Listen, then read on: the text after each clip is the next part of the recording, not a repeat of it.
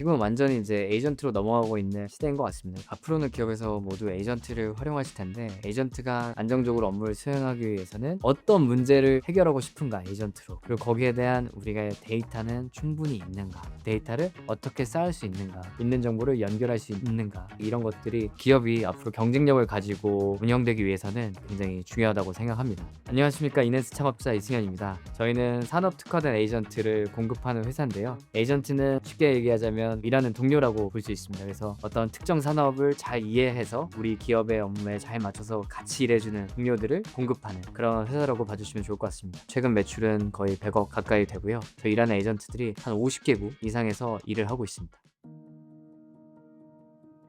어렸을 때부터 컴퓨터 관심 많아가지고 친구들이랑 해킹되고 프로그램 같은 것도 만들어보고 했었거든요. 그 이후로 저한테 가장 좀 앞으로 이거 하고 살았으면 좋겠다 느낄 정도로 인상 깊었던 순간은 대학교 때 이제 영화 허를 봤을 때, 보고 나서 이제 인공지능이라는 걸 되게 빠졌어요. 그래서 허의 막 영상미 이런 것들도 되게 좋았는데, 사람과 이렇게 대화를 하면서 일도 대신 해주고 친구도 돼주고 하는 그런 과정들이 제 눈에는 좀 아름답고 좀 멋있게 보였던 것 같습니다. 창업에 대해서 관심을 가지게 된 거는 교수님이 모대 교수님 만나러 가는 미팅에 저를 데리고 가셨어요. 병동매 이렇게 인식해서 뭔가를 해보고 싶다고 하셨어요. 저희 교수님이 나는 못할 것 같아, 그런 얘기 하셨어요. 그리고 이제 교수님이 잠깐 자리를 비우셨는데 의대 교수님이 저한테 물어보시는 거예요. 이게 그렇게 어렵냐? 그래서 저는 해볼 수 있을 것 같다. 그랬더니 그럼 네가 한번 해볼래? 그러시더라고요. 그래서 잘하는 친구들 한 3명 불러가지고 이제 경동맥 인식하는 프로그램 만들어서 이제 프로토타입 보여드렸더니 되게 좋아하시더라고요. 결국엔 그게 조금씩 잘 돼가지고 의대 교수님이 그걸 진짜 사가셨어요. 사니까 저희가 수익이 생기잖아요. 수익 생긴 거를 팀 하던 친구들한테 배분했었거든요. 친구들도 되게 고마워하고 좋아하는 거예요. 그래서 앞으로 이런 일을 하면 좋겠다. 그래서 유의미한 걸 만들고 그걸 가지고 얻은 수익을 잘 배분하는, 그럼 이런 걸 더 많이 해볼 수 있는 일은 뭘까? 자연스럽게 창업을 해야겠구나, 이런 생각이 좀 들었어요. 근데 개발은 알지만 판매하고 기업을 운영하려면 그거 외에도 되게 다양한 것들이 필요하더라고요. 마케팅도 있어야 되고 인사 재무도 있어야 되고. 그럼 제일 잘하는 기업이 어딜까라고 봤을 때는 제 어린 눈의 시야에서는 삼성전자가 독보적으로 잘하는 것 같았고, 그래서 삼성전자에 입사했습니다. 삼성전자에 들어와서 사실 배운 건 진짜 너무너무 많은데요. 저만큼 이렇게 직무가 많이 바뀐 사람도 그렇게 많지는 않았을 것 같아요. 처음 갔을 때는 당연히 엔지니어 입사를 했는데, 현업 부서에 딱 교육 마치고 갔을 때는 인사팀에 들어갔었고, 인사팀에서 뭐 채용 업무 이런 것들을 좀 배우고, 너 인사팀 있었으니까 너 원하는 부서 보내줄게 했을 때, 저는 영화 허 같은 거 만들어 보고 싶다 그랬더니 인공지능 쪽 프로젝트를 또 맡게 되고, 그 다음에는 UX 이런 것들에 관심을 많이 갖게 돼서 디자인팀에 지원해서 3, 4년 정도를 배웠습니다. 그래서 엔지니어로 입사해가지고 뭐 여러 직무를 경험하는 건 그렇게 뭐 일반적이진 않은 것 같습니다. 근데 그 루트가 막혀 있는 건 아니었어요. 저는 늘 손들고 이동하는 편이었어요. 제가 꼭 필요하다고 생각하는 부분들을 꽤 심도 있게 배울 수 있어서 창업을 하고 난 이후에도 그런 자양분들이 많이 도움이 됐던 것 같습니다.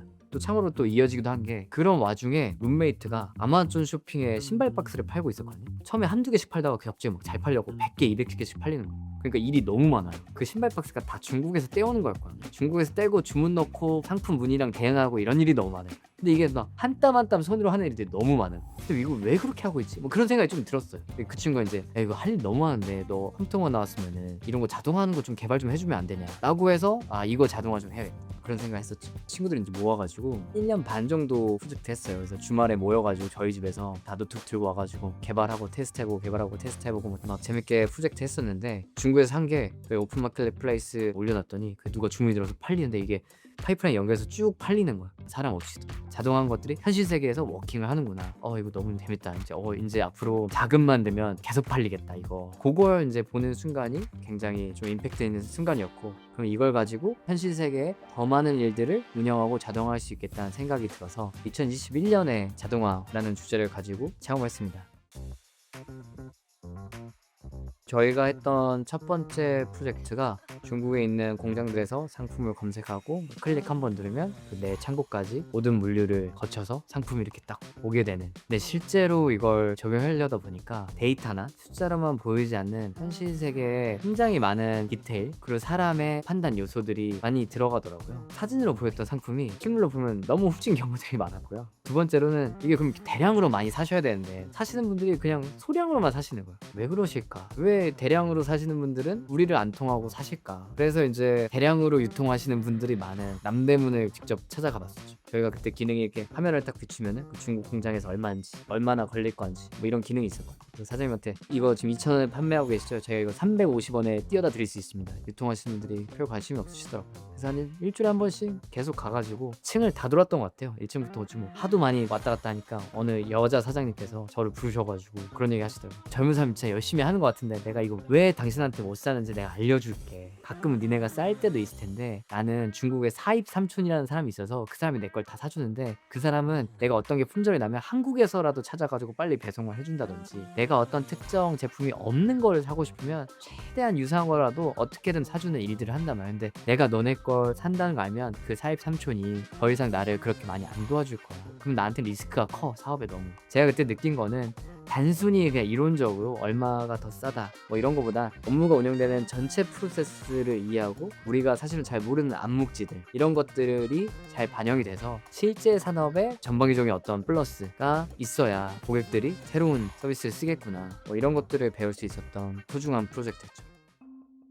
프로젝트들을 계속 해보고 잘 될 때도 있고 안 될 때도 있었는데 그 와중에 우리의 사업이란 결국 어떤 방향으로 흘러가야 되는가를 배울 수 있었던 프로젝트가 하나 있었어요. 광고를 인공지능이 되게 똑똑하게 해주는, 광고당 단가를 낮춰가지고 하지만 더 많이 보일 수 있게끔 하는 그런 기능들을 만들어서 판매했었거든요. 근데 이게 사장님들이 이런 게 내가 진짜 필요하다는 걸 만든 거였어요. 근데 만들어 놓고 보니까 그 사장님은 너무 좋아하시지만 다른 분들은 난 이거 별로 필요 없는데 나는 이런 방식으로 판매하진 않는데 에 해당하는 거여서 사용자가 극소수로 적었습니다. 이게 느낀 점이 커머스에서 물건을 팔려면 결국 가격도 관리하고 정산도 해야 되고 CS도 해야 되고 광고도 해야 되는데 그게 각 기업마다 조금씩 다르다. 그래서 각 기업에 특화된 거를 굉장히 빠르게 만들 수 있는 시스템을 만들어야겠다라는 생각에 좀 다다랐어요. 커스터마이징이 굉장히 쉽게 될 수 있는 그런 플랫폼을 만들기 시작했죠. 저희가 했던 거는 각 기업에 맞게 워크 프로세스를 정의한 다음에 그 워크 프로세스 위에서 에이전트가 이제 동작될 수 있는 구조를 만들어서 우리는 A라는 방식으로 일해요 아니면 A-라는 방식으로 일해요 하면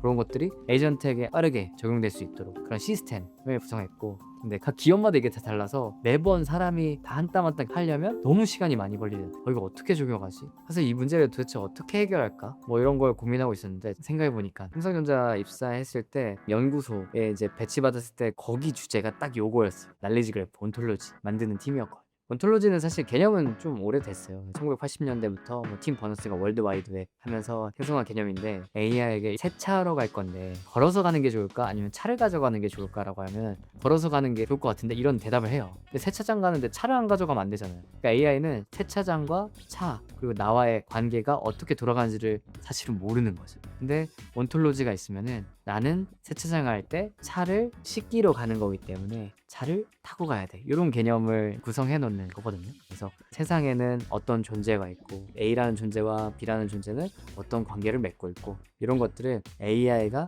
쉽게 이해할 수 있도록 하는 그런 지식 체계입니다.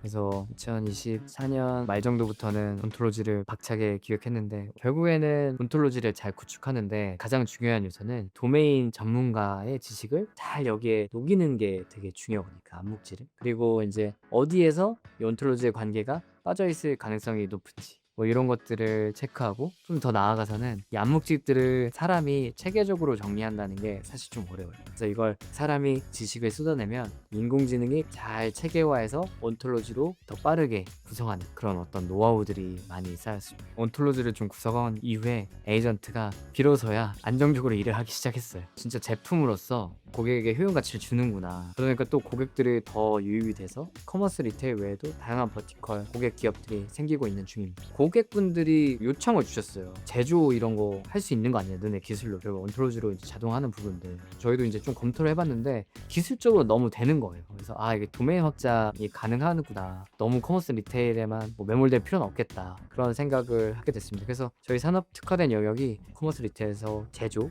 금융, 국방까지 이렇게 확장되면서 거기에 맞게 이제 도메인 날리지가 쌓여 나가는 중입니다.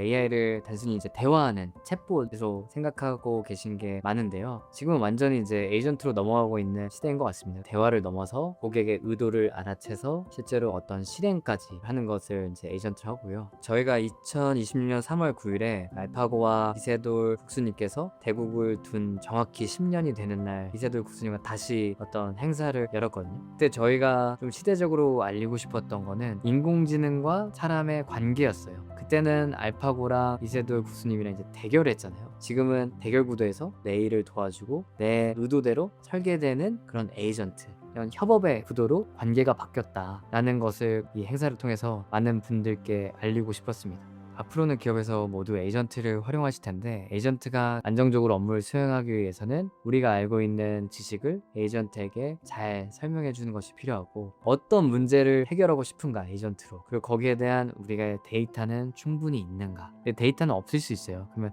그 데이터를 어떻게 쌓을 수 있는가, 있는 정보를 연결할 수 있는가, 요거를 기본적으로 점검해 보시는 것을 추천드립니다.